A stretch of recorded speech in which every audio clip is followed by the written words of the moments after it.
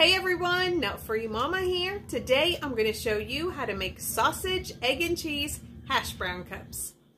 Let's start off with our ingredients. First you need 3½ cups of thawed hash browns, the shredded kind. Then with those you need an 1/8 teaspoon of salt, a 1/2 teaspoon of pepper, a 1/2 teaspoon of onion powder, and 3 tablespoons of some kind of oil. I'm using vegetable oil. Then you need 5 eggs. Then you need some kind of pre-cooked sausage. I just heated mine up in the microwave and I'm using 10 of the links and I just chopped them up. And then a cup of some kind of cheese. I'm using cheddar jack. You can use whatever you want. All right, spray a 12 cavity muffin tin with cooking spray and let's preheat our oven to 400 degrees. Go ahead and cook your sausage if you haven't done that and chop it up.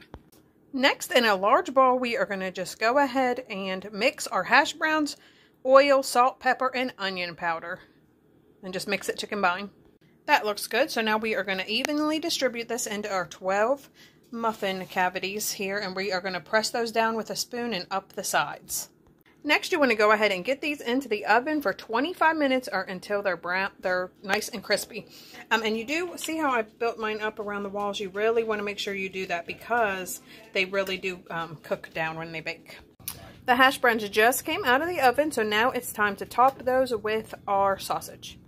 That looks great. So next, in a small bowl, we are going to whisk our 5 eggs and then just spoon it over top of our sausage.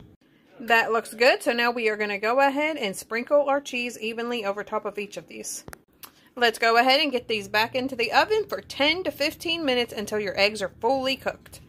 Right, these just came out of the oven and they smell and look amazing. So now we're just going to let them sit here for 10 minutes in the pan and then I'll use a butter knife and remove them from the pan and let them cool completely and have Taste Tester have a little taste.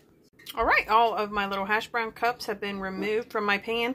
You may want to use a lot of cooking spray because I made kind of a mess over here and I didn't use that much. So make sure you really spray those.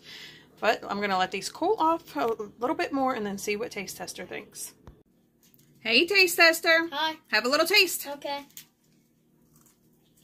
Yeah, that's good. All right, everyone. Thanks for watching. Don't forget to like and subscribe. Like, subscribe. Bye.